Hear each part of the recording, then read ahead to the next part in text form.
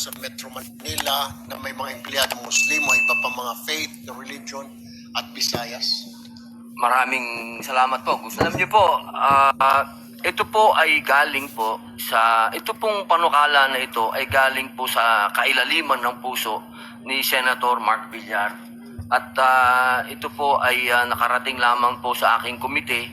At nung binasa ko po ito, ako po ay punong-puno ng kaligayahan sapagkat buong Pilipinas po ang saklaw po nito at para manggaling po sa isang katulad po nila na builder. Parang ito po ay sagot sa aming mga panalangin, hindi lamang po ng mga Muslim kundi ng lahat po ng religion. Sapagkat ang kanya pong idea ay ito po ay lahat ng pananampalataya. O sa buong Pilipinas, maging pribado man po ito o sa gobyerno. Isa pa po, isang katanungan na lamang po, Ginoong Pangulo, Mr. Sponsor. Paano po ba mamomonitor kaya natin kung sakasakali ito'y maipatupad, maipasa na ang mga pribadong kumpanya, ang mga korporasyon?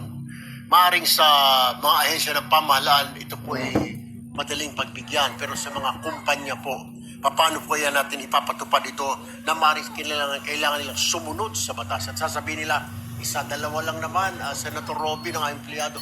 Paano po natin na masiguro na kahit na isa o dalawang empleyado lamang yan, bibigyan ng espasyo o kwarto ang ating mga empleyado? Opo, napakaganda po ng katanungan ng ating kaibigan. At tayo po, una po, ay bago po makarating sa panukala, tayo po ay naniniwala na ang mga Pilipino po talaga ay likas ang kanilang pananampalataya, maging anuman po ang kanilang relihiyon.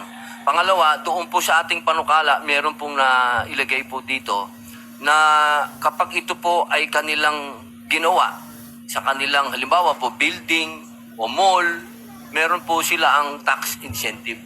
Kaya pagdating po doon sa oras sa panukala na yon, sa provision na yon, naniniwala po tayo na ang mga businessman ay gustong-gusto po nila yan, na nakatulong na sila, nakapagbigay na po sila ng ginhawa sa mga mananampalataya, magkakaroon din po sila ng tax incentive. Kaya win-win po ito. Ako, napakaganda po yan.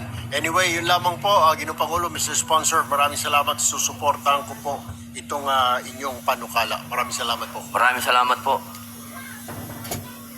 Norte po, Nueva Ecija at Barm. Si